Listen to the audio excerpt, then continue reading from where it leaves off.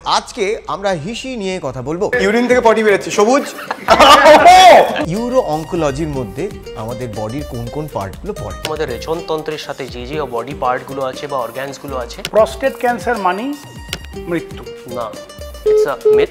Prostate যে অর্গানটা, এটার কাজ কি আমাদের দেহে? এটা একটা সেকেন্ডারি সেক্সুয়াল অর্গান। অনেক ইউরিনই না একটু প্রস্টেটটা লুজ হয়ে গেছে, বোঝা যাচ্ছে।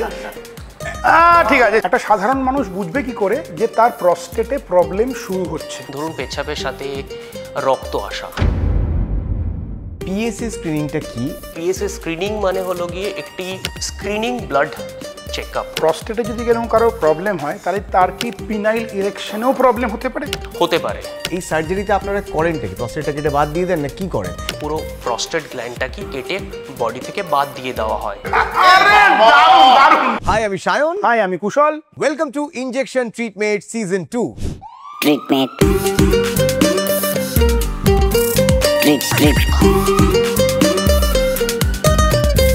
Treatment. Injection treatment season 2 supported by Narayana Health Howrah.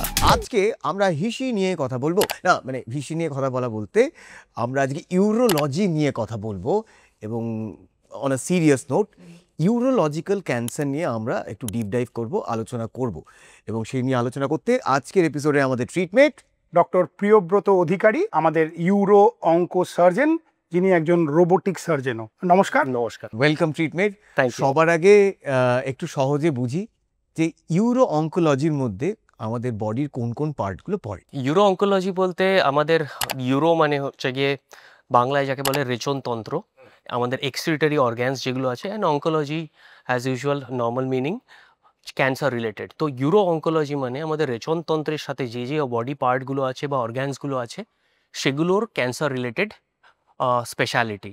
তো আমাদের এরকম 6টি অর্গান আছে, উপর থেকে শুরু করলে নিচের দিকে প্রথমে অ্যাড্রিনাল গ্ল্যান্ড, তারপরে কিডনি, তারপরে ব্ল্যাডার, দেন প্রস্টেট ছেলেদের জন্য। এছাড়া আছে ছেলেদের জন্য স্পেসিফিক টেস্টিকলস বা অন্ডকোষ, এবং লিঙ্গ বা পেনিস।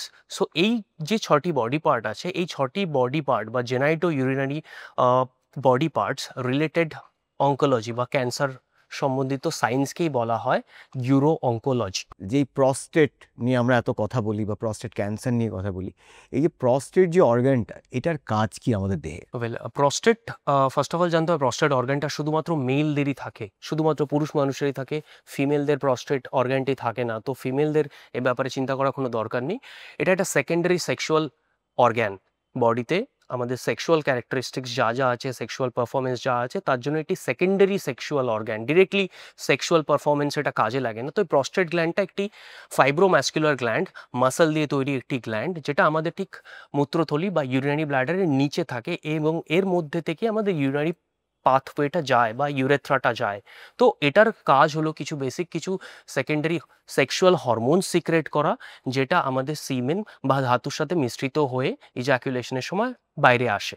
সো বেসিক্যালি এটা একটা সেকেন্ডারি সেক্সুয়াল অর্গান। এখন খুব কমন হয়ে যাচ্ছে বয়স্কদের ক্ষেত্রে স্পেশালি যে প্রস্টেট ক্যান্সার। একদম একদম ভেরি থ্রেটনিং, এবং খুব কমনলি কেন দেখা যাচ্ছে? তো সবার আগে আপনি বলুন যে what is prostate cancer? Prostate যে অর্গ্যানটা সেটি নর্মাল সেক্সুয়াল ফাংশনের জন্য কাজে লাগে। এছাড়া এটি থাকে ব্ল্যাডার বা পেচ্ছাপের থলি, মূত্রথলির ঠিক নিচের দিকে। তো এটা বয়সে বাড়ার সাথে সাথে বডিতে অনেক রকমের চেঞ্জেস হতে থাকে, অ্যান্ড তার সাথে সাথে এর মধ্যে অনেক সময় যেটা হতে পারে কোনো টিউমার বা ক্যান্সারাস গ্রোথ হতে পারে। আর সেক্ষেত্রে আমরা এটাকে ডায়াগনোজ করি প্রস্টেট ক্যান্সার হিসাবে। এটার সেরকম করে যদি স্পেসিফিক কোনো কারণ দেখতে চান, সেরকম করে হয়তো কিছু খুঁজে পাবেন না। আপনার হতেই পারে, আমার হতেই পারে। ডিরেক্টলি এটা কোনো স্মোকিং বা কোনো লাইফস্টাইলের সাথে হয়তো রিলেটেড আপনার নয়, কোনো টক্সিক প্রোডাক্ট বা কোনো টক্সিক এনভায়রনমেন্টে থাকার সাথে বা কোনো স্মোকিংয়ের সাথে এটা ডিরেক্টলি রিলেটেড নয়। Mostly it is genetical.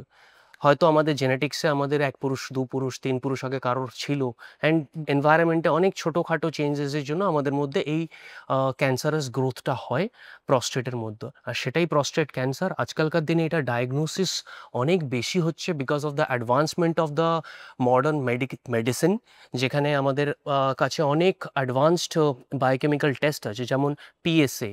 আজকালকার দিনে আপনারা সবাই পরিচিত পিএসএ, প্রস্টেট স্পেসিফিক অ্যান্টিজেন। সো পিএসএ স্ক্রিনিং আমাদের একটা টুল হয়ে দাঁড়িয়েছে আমাদের সমাজে আজকাল। একটা বয়সের পরে লেটস সে 60-র পরে পিএসএ স্ক্রিনিংয়ের দ্বারা প্রস্টেট ক্যান্সারটা অনেক আর্লি স্টেজে ডায়াগনোসিস হচ্ছে, আর এই জন্যই আজকাল আমরা প্রস্টেট ক্যান্সার চারিদিকে অনেকটা শুনতে পারছি। সেজন্য এমন কিছু নয় যে প্রস্টেট ক্যান্সার হলেই আপনার it's a death sentence or something, এরকমও ভাবার কারণ নেই। যদি আপনার হয় ডেফিনেটলি, আপনি আর যদি পিএসএ বেড়ে থাকে বা আপনার যদি কোনো সিমটমস থাকে, বা আপনার ডাক্তার যদি অলরেডি আপনাকে ডায়াগনোজ করে থাকেন প্রস্টেট ক্যান্সার ব্যাপারে, তো আপনি ডেফিনেটলি কাছাকাছির মধ্যে কোনো ইউরো অঙ্কোলজিস্টের কাছে যান, অ্যান্ড ডেফিনেটলি আপনাকে উনি সব থেকে ভালো ট্রিটমেন্টটা অফার করবেন। এই জন্য ভয় পাওয়ার কিছুই নেই। একটা সাধারণ মানুষ বুঝবে কি করে যে তার প্রস্টেটে প্রবলেম শুরু হচ্ছে? ওর একটা ম্যালিগনেন্সির দিকে যাচ্ছে, আমাকে একটু সিরিয়াস স্ক্রিনিং এর দিকে যেতে হবে। সেক্ষেত্রে একটি সাধারণ পুরুষ মানুষের ক্ষেত্রে বয়স 50 বা 60-র পরে সাধারণত প্রস্টেট ক্যান্সার দেখা যায়। সেক্ষেত্রে কিছু সাইন্স আছে যেগুলো থেকে একটা সাধারণ মানুষ পিক আপ করতে পারবে, বা অ্যাটলিস্ট একটা আইডিয়া করতে পারবে যে আমার হলেও হতে পারে। সেগুলো যে সাইন্সগুলো হলো, ধরুন পেচ্ছাপের সাথে রক্ত আসা, রক্ত পড়া একটু আধটু হতে পারে, বা পেচ্ছাপের কালার একটু রেডিশও হতে পারে, সেটা একটা সাইন। এছাড়া একটা লেথার্জিক ভাব, সবসময় একটা অলসতা, বা সবসময় কোনো কাজ করতে না ইচ্ছে হয় সেরকম একটা জেনারেলাইজড টেন্ডেন্সি বা জেনারেলাইজড উইকনেস কাজ করতে পারে। লো ব্যাক পেন, কোমরের দিকে, পিঠের দিকে, কোমরের দিকে, নিচের দিকে ব্যাক পেন হতে পারে, বা মালাই চাকিতে ব্যথা হতে পারে। এছাড়াও পেচ্ছাপের যে ধার আছে, আমাদের পুরুষ মানুষের ক্ষেত্রে আমরা বেশিরভাগ লোকই দাঁড়িয়ে পেচ্ছাপ করি। সেক্ষেত্রে পেচ্ছাপটা যতটা দূরে পড়ার কথা হয়তো পড়ছে না, যে ফোর্সে পড়ার কথা পড়ছে না, পায়ের সামনে, পায়ের এক দুটো পায়ের মাঝখানেই পড়ছে, বেশি দূরে যাচ্ছে না, তার মানে পুওর ইউরিনারি ফ্লো। তো এগুলো কিছু বেসিক সাইন্স আছে যেগুলো দেখে আপনি বুঝতে পারেন যে আপনার হয়তো প্রস্টেটের কোনো সমস্যা আছে, বা হয়তো আপনার প্রস্টেটের কোনো ম্যালিগনেন্সি থাকলেও থাকতে পারে। ওকে, এবার আসি সার্জারির প্রসঙ্গে। এই যে সবাই জানে যে প্রস্টেট ক্যান্সার হলে ডাক্তারবাবুরা কিছু ক্ষেত্রে যদি সিভিয়ার জায়গায় যায় সার্জারি করতে বলে। এই সার্জারিতে আপনারা করেনটা কি? প্রস্টেটটা কেটে বাদ দিয়ে দেন না কি করেন? এইটা নিয়ে যে কনফিউশন মানুষের মধ্যে রয়েছে, যদি একটু সহজে বোঝান যে সার্জারি করে কিভাবে ট্রিটমেন্টটা হয়। প্রস্টেট ক্যান্সার প্রথম কথা, যদি কারো ডায়াগনোসিস হয়, একটি পেশেন্টের, একটি পুরুষ মানুষের, একটি মেল পেশেন্টের যদি ডায়াগনোসিস হয়, প্রথম কথা আমরা ইউরো অঙ্কোলজিস্টরা কিছু টেস্টস করি, বেসিক টেস্ট। সেখানে আমরা বুঝতে পারি যে প্রস্টেট ক্যান্সারটা প্রস্টেটের মধ্যেই সীমাবদ্ধ আছে কিনা, বা লোকালাইজড প্রস্টেট ক্যান্সার কিনা, বা জাস্ট প্রস্টেটের আশেপাশে ছড়িয়েছে কিনা, বা লোকালি অ্যাডভান্সড কিনা, বা প্রস্টেট ক্যান্সারটা কি পুরো বডিতে কোথাও ছড়িয়ে পড়েছে, হাড়ে হোক বা অন্য কোনো অর্গ্যানে, বা মেটাস্ট্যাটিক প্রস্টেট ক্যান্সার। সো এরকম 3টে স্টেজিং হয় প্রস্টেট ক্যান্সারের, সেই মতো আমাদের ট্রিটমেন্ট দেওয়া হয়। যদি লোকালাইজড প্রস্টেট ক্যান্সার থাকে বা প্রস্টেটের মধ্যেই টিউমারটা আছে, সেক্ষেত্রে র্যাডিক্যাল প্রস্টেট সার্জারি করা হয়, মানে পুরো প্রস্টেট গ্ল্যান্ডটাকে কেটে বডি থেকে বাদ দিয়ে দেওয়া হয়। এরপরে হতে পারে আপনার দরকার পড়লে অন্যান্য অ্যাডজুভেন্ট বা ফার্দার ট্রিটমেন্ট, রেডিয়েশন হতে পারে, কিমোথেরাপি যদি দরকার হয় দেওয়া হয়। আদারওয়াইজ র্যাডিক্যাল প্রস্টাটেক্টমি, এই অপারেশনটা করলেই অনেক ক্ষেত্রে রোগটি সেরে যায়। এছাড়াও অনেক সময় যদি বডিতে ছড়িয়ে পড়ে ক্যান্সারটা, মেটাস্ট্যাটিক প্রস্টেট ক্যান্সার, সেক্ষেত্রেও অনেক রকমের অন্য রকমের সার্জিক্যাল পার্ট আছে। সেক্ষেত্রে সার্জিক্যাল ক্যাস্ট্রেশন বা আপনার অন্ডকোষ দুটো কেটে বাদ দিলেও আমাদের প্রস্টেট ক্যান্সারকে আমরা হারনেস করতে পারি, রোগটার উপরে আমরা কাবু করতে পারি। তো এগুলোই বেসিক সার্জারি, র্যাডিক্যাল প্রস্টেট এবং সার্জিক্যাল ক্যাস্ট্রেশন বা বাইল্যাটারাল অর্কিডেক্টমি, যেটা প্রস্টেট ক্যান্সারের ট্রিটমেন্টের জন্য দরকার হয়। যেহেতু আপনি রোবোটিক সার্জারি করেন, এই প্রস্টেট সার্জারির ক্ষেত্রে রোবোটিক সার্জারিটা কতটা ভালো প্রগনোসিস দেয়? যদি আমরা রোবোটিক সার্জারির কথা বলি, রোবোটিক সার্জারির বিউটিটাই হলো গিয়ে যেখানে একটা সার্জনের কাজটা খুব ডিফিকাল্ট হয়ে যায় সেটাকে অনেক ইজি করে দেওয়া। ওকে, যদি কোনো কাজ ইজি হয়ে যায় তাহলে আপনি সেই কাজটাকে তাড়াতাড়ি করতে পারবেন। আর যদি তাড়াতাড়ি সার্জারিটাই যদি আপনি তাড়াতাড়ি করে দিতে পারেন, তাহলে যে পেশেন্টটাকে আপনি অজ্ঞান করে অ্যানেস্থেশিয়া দিয়ে সার্জারি করছেন, তার অ্যানেস্থেশিয়ার টাইমটাই কমে আসবে। সেক্ষেত্রে পেশেন্টের রিকভারিটা ফাস্টার হবে, পেশেন্টের কমপ্লিকেশনস কম হবে। সো এটাই বিউটি রোবোটিক সার্জারি। যে অপারেশনটা ওপেন সার্জারিতে বা ল্যাপারোস্কোপিক সার্জারিতে, র্যাডিক্যাল প্রস্টেট যদি আমরা কথা বলি, যেটার কথা আমরা একটু, radical prostate surgery for prostate cancer, যেটা আমরা ওপেন সার্জারি করি বা ল্যাপারোস্কোপিক সার্জারি করি, দুটোই পসিবল। ওকে, যদি আমরা সেটা রোবোটিক সার্জারিতে করি with the better technology, with better articulated movements, with তাহলে কি হয়, সার্জারিটা অনেক তাড়াতাড়ি হয়ে যায়। পেশেন্টের সার্জারিটা তাড়াতাড়ি হয়ে গেলে পেশেন্টের অ্যানাস্থেশিয়া রিকোয়ারমেন্ট কম হয়ে যায়, পেশেন্টের রিকভারি ভালো হয়, পেশেন্ট তাড়াতাড়ি ভালো হয়। এছাড়াও পুরো প্রস্টেট সার্জারিটা আমাদের প্রস্টেট অর্গানটাই পেলভিসে বা কোমরের মধ্যে, যেখানে অলমোস্ট দেখা যায় না একজন সার্জনের জন্য, রিচ করা যায় না, সেখানে মাথা ঢুকিয়েও কিছুই দেখতে পাওয়া যায় না অনেক সময়, এতটাই ডিফিকাল্ট সার্জারিটা। সেখানে বেটার ম্যাগনিফিকেশন পাওয়া যায়, বেটার আর্টিকুলেটেড হ্যান্ড মুভমেন্টস পাওয়া যায়, সেজন্য সার্জারিটার আউটকামটাও ভালো হয়। তো এইগুলো আমরা একটা বেটার আউটকাম ফর পেশেন্টস হিসাবে আমরা জাজ করে দেখতে পারি। আচ্ছা, এই প্রস্টেট ক্যান্সারে সার্জারি ছাড়া কি অন্য কোনো অল্টারনেটিভ ট্রিটমেন্ট রয়েছে? ডেফিনেটলি সার্জারিটা শুধু একটু আগে যেমন আমরা আলোচনা করলাম যে প্রস্টেট ক্যান্সারকে 3 ভাগে ভাগ করা যায়, localised, locally advanced and metastatic. ক্যান্সারটা প্রস্টেটের মধ্যেই আছে কিনা, আশেপাশে ছড়িয়েছে কিনা বা পুরো বডিতে ছড়িয়েছে না, সেই অনুযায়ী ট্রিটমেন্ট চুজ করা হয়। এছাড়াও কিমোথেরাপিও একটি মোডালিটি অফ ট্রিটমেন্ট, কিমোথেরাপিও দেওয়া হয়, এছাড়াও রেডিয়েশনও দেওয়া হয়। সো কিমোথেরাপি মেডিকেল অঙ্কোলজিস্টরা দেন, রেডিওথেরাপিস্টরা দেন। এই দুটো আলাদা মোডালিটি আছে সার্জারি ছাড়া, যেটা দিয়েও প্রস্টেট ক্যান্সারের উপরে কাবু পাওয়াটা সম্ভব। তাহলে প্রস্টেটে যদি এরকম কারোর প্রবলেম হয়, তাহলে তার কি পিনাইল ইরেকশনেও প্রবলেম হতে পারে? হতে পারে। প্রস্টেট ক্যান্সারের one of the sign is that যারা ওল্ড পেশেন্ট, অনেকের ক্ষেত্রেই দেখা যায় যে ইরেকশনে প্রবলেম হচ্ছে, মিড 50s, ওকে, তাদের সেক্সুয়াল পারফরমেন্স হ্যাম্পার হচ্ছে, অ্যান্ড সেটা নিয়ে তারা ডাক্তারবাবুর কাছে আসছেন, ইউরোলজিস্টের কাছে আসছেন, ইউরো অঙ্কোলজিস্টের কাছে আসছেন। ওটা তাদের প্রাইমারি কমপ্লেন। এবং ধীরে ধীরে ধীরে ধীরে পেশেন্টের যখন ওয়ার্কআপ করা হচ্ছে, কোথাও না কোথাও গিয়ে আমরা পাচ্ছি যে প্রস্টেটে কোথাও একটা টিউমার আছে, সেটা পিএসএ স্ক্রিনিং করে দেখা যেতে পারে, বা রেকটাল এক্সামিনেশন করে প্রস্টেটে দেখা যাবে হয়তো ছোট্ট একটি নোডিউলার ফিলিং আছে, সেখান থেকে আমাদের সাসপিশন আসে। So yes, your question is absolutely right, যে আমাদের ইরেকশনের প্রবলেমটাও প্রস্টেট ক্যান্সারের একটা সাইন্স হতে পারে। এই যে আপনি একটা কথা বললেন যে পিএসএ স্ক্রিনিং, খুব জটিল লাগছে আমি জানি আপনাদের, হ্যাঁ, সহজে আমাদের ট্রিটমেন্ট বুঝিয়ে দিচ্ছেন। পিএসএ স্ক্রিনিংটা কি, এটা কিভাবে করা হয় এবং এটা করে কি কি জানা যায়? পিএসএ কথাটা, পুরো কথাটার অ্যাব্রিভিয়েশনটা ফুল ফর্ম হলো প্রস্টেট স্পেসিফিক অ্যান্টিজেন। আজকাল আপনারা অনেকেই শুনে থাকবেন পিএসএ স্ক্রিনিং। সো বেসিক্যালি পিএসএ স্ক্রিনিং মানে হলো গিয়ে একটি স্ক্রিনিং ব্লাড চেকআপ। স্ক্রিনিং মানে আপনি একটি সহজলভ্য টেস্ট করে অনেক কিছু আইডিয়া পেয়ে যাচ্ছেন। তো এটি ব্লাড টেস্ট থেকে হয়, এটি একটি সার্টেন ভ্যালু আছে, এটার বেশি হলে তো বলা যায় যে রেজড পিএসএ ভ্যালু আছে সেই মেল পেশেন্টের। ওকে, তো রেজড পিএসএ ভ্যালু মানেই নয় কিন্তু এমন নয় যে প্রস্টেট ক্যান্সার আছে আপনার। ওকে, এটা একটা স্ক্রিনিং টুল যেটা আপনাকে আইডেন্টিফাই করাবে যে আপনার কোনো প্রস্টেট অ্যাবনর্মালিটি আছে। বেসিক্যালি 3টে কারণে এটা বাড়ে, প্রস্টেট স্পেসিফিক অ্যান্টিজেনটা বাড়ে। ফার্স্ট অফ অল, প্রস্টেটের ভলিউমটাই হয়তো বেশি, যত ভলিউম বেশি, নাম্বার অফ সেলস প্রস্টেটে বেশি, তো production per cell is larger only. Second cause যেটা হতে পারে, হয়তো আপনার এই মুহূর্তে কোনো প্রস্টেটে ইনফেকশন বা ইউরিনারি ট্র্যাক্টে কোনো ইনফেকশন আছে, সেজন্যও বাড়তে পারে। And third common cause is cancer, prostate cancer, এটার জন্য বাড়তে পারে। তো বেসিক্যালি পিএসএ স্ক্রিনিং থেকে আমরা আইডিয়া করি যে এর মধ্যে কোনো একটা আছে কিনা, তারপরে আদার টেস্টস অ্যান্ড ফিজিক্যাল এক্সামিনেশন করে আমরা আইডিয়া করতে পারি যে whether you're dealing with cancer, whether you're dealing with just prostate enlargement or some infection in the urinary tract. Thank you so much treatment. এই প্রস্টেট ক্যান্সারের ব্যাপারে বেশ কিছু জিনিসপত্র যেগুলো নিয়ে আমাদের কনফিউশন ছিল আমরা জানতে পারলাম, একটু ডিটেলে সায়েন্টিফিকভাবে আপনি এক্সপ্লেন করলেন এবং সহজে এক্সপ্লেন করলেন। এইবার আমাদের নেক্সট সেগমেন্টে এই যে চারিদিকে এই WhatsApp forward, Google search, fake podcast, যে যা যা জিনিসপত্র থেকে অনেক মিথ, অনেক মিসইনফরমেশন জেনারেট হয়, তো সেইগুলোর একটু ফ্যাক্ট চেক আপ করবো আমরা আমাদের নেক্সট রাউন্ডে। আমাদের নেক্সট রাউন্ডের নাম fact check up. Fact check up. Urological cancer শুধুমাত্র বয়স্ক লোকেদেরই হয়? না, একেবারেই ঠিক নয়। ইউরোলজিক্যাল ক্যান্সার ইভেন কম এজে হতে পারে, 20 বছর 30 বছর বয়সের ছেলেদের মেয়েদেরও আজকাল দেখা যায়। অনেক সময় আল্ট্রাসোনোগ্রাফি, রুটিন আল্ট্রাসোনোগ্রাফি করতে গিয়েও দেখা যায় যে আপনার কিডনিতে হয়তো কোনো টিউমার আছে, অ্যান্ড ভবিষ্যৎ দেখা যায় যে সার্জারির পরে বা ট্রিটমেন্টের পরে সেটা ক্যান্সারই আসে।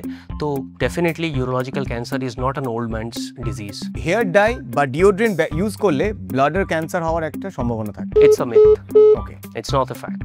ওকে, বাট এসব আছে কিছু ইনফরমেশনস আছে, বাট কোনো এভিডেন্স নেই, কোনো স্টাডিজ নেই। প্রস্টেট ক্যান্সার হলে সবসময় সার্জারি করানোর দরকার হয় না, এটা একটা ফ্যাক্ট। এছাড়াও অন্যান্য মোডালিটিস অফ ট্রিটমেন্ট আছে, কিমোথেরাপি আছে, রেডিয়েশন থেরাপি আছে, ইভেন অ্যাক্টিভ সার্ভিলেন্সও আছে, যেখানে শুধু পিএসএটাকে ফলো করেও মানুষের ভালো লাইফস্টাইল মেনটেন করা যায়। হাই পিএসএ মানেই cancer. It's a myth.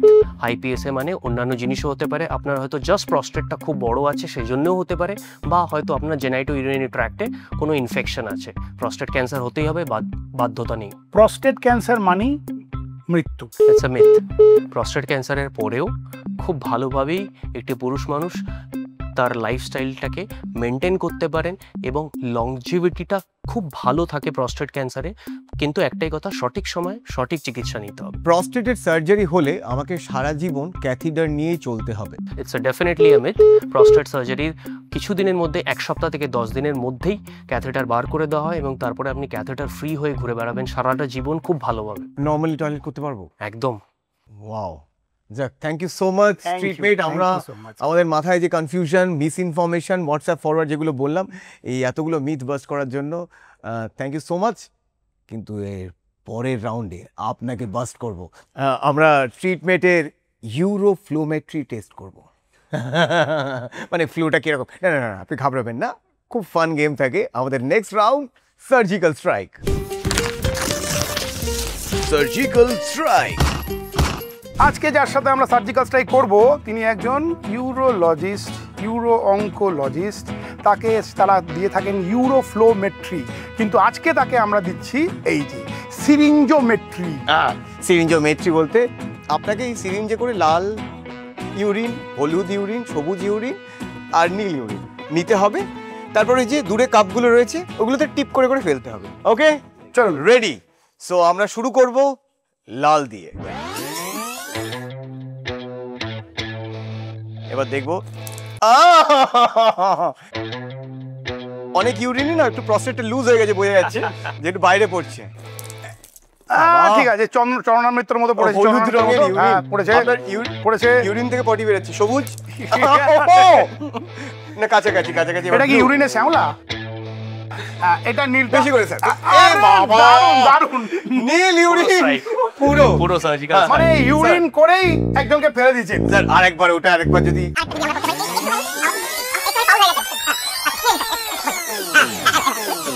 Okay sir, bus blue দেখুন। ও ওয়ান্ডারফুল ওয়ান্ডারফুল স্যার, পাস করে গেছেন আমাদের ইউরোডাইনামিক টেস্ট। দুর্দান্ত দুর্দান্ত, আপনি চারটে একদম প্রপার করেছেন, ফাটাফাটি করে। খালি বুঝতে পারছেন তো একটা জিনিস একটুখানি আমাদের অডিয়েন্সের জন্য বলে দিন, যখন ইউরিন আপনি ভাবছেন টিপ করছেন দূরে যাবে কিন্তু এই নিচের দিকে পড়ে যাচ্ছে, তখন তো বুঝতে হবে যে প্রস্টেটে কিছু একটা গড়বড় আছে।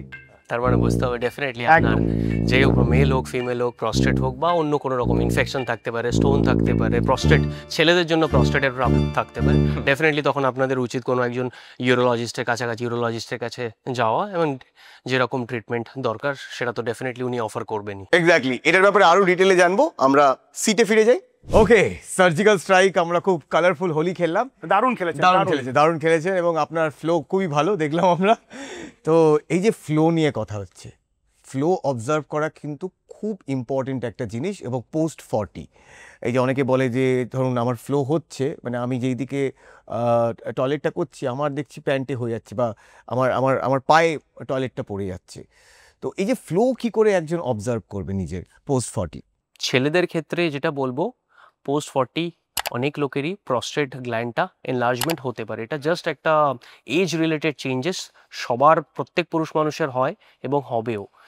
যেটা লক্ষ্য করা উচিত আপনার, যে আপনি প্রত্যেক ঘন্টায় আপনাকে পেচ্ছাপ করতে যেতে হচ্ছে কিনা, বা একবার আপনার ইউরিন পাস করার পরেও তারপরেও আপনি কি ব্লাডারটা খালি ফিল করছেন, নাকি আপনাকে মনে হচ্ছে আবার একটু যেতে হবে এরকম মনে হচ্ছে, এটা একটা জিনিস। এছাড়া মাঝরাতে অনেকবার ঘুম ভাঙছে, বারবার ঘুম ভেঙে বারবার বাথরুমে যেতে হচ্ছে ইউরিন পাস করার জন্য।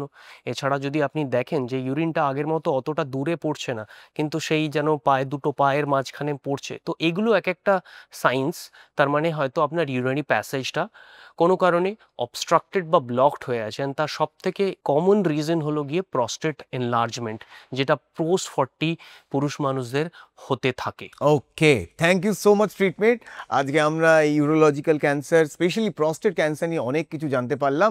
ট্রিটমেন্ট যেটা বললেন যে এই হেলথ চেক আপ বা স্ক্রিনিং খুব গুরুত্বপূর্ণ, আপনার জন্য রয়েছে সুযোগ ফ্রি হেলথ চেক আপ জিতে নেওয়ার ফ্রম নারায়ণা হেলথ হাওড়া। তার জন্য কি করতে হবে, আমাদের এই যে সোশ্যাল মিডিয়া হ্যান্ডেলগুলো রয়েছে এতে আগামীকাল চোখ রাখতে হবে। আসবে এই পর্ব থেকে করা একটা প্রশ্ন, তার সঠিক উত্তর যারা যারা দেবেন তাদের মধ্যে থেকে একজন লাকি উইনার পেয়ে যাবে নারায়ণা হেলথ হাওড়ার পক্ষ থেকে ফ্রি হেলথ চেক আপ। কিন্তু যারা জিতছেন না তাদের জন্য ভালো খবর রয়েছে। আপনারা গিয়ে ট্রিটমেন্ট এই কুপন কোডটা যদি এখানে এসে বলেন, আপনার জন্য থাকবে আমাদের ট্রিটমেন্টের ফ্যান্সদের জন্য, অডিয়েন্সের জন্য থাকবে হেলথ চেক আপে একটা স্পেশাল ডিসকাউন্ট। তাহলে এখান থেকেই টাটা বাই বাই বলছি। আমি সায়ন, আমি কুশল। ফিরবো অন্য কোনো পর্বে অন্য কোনো ট্রিটমেন্টকে নিয়ে। ততক্ষণ সুস্থ থাকুন যাতে ডাক্তারবাবুদের কাছে আপনাকে যেতে না হয়। আর যদি অসুস্থ হন তাহলে নিজে ডাক্তারি করবেন না। Stay fit, stay healthy. Tata.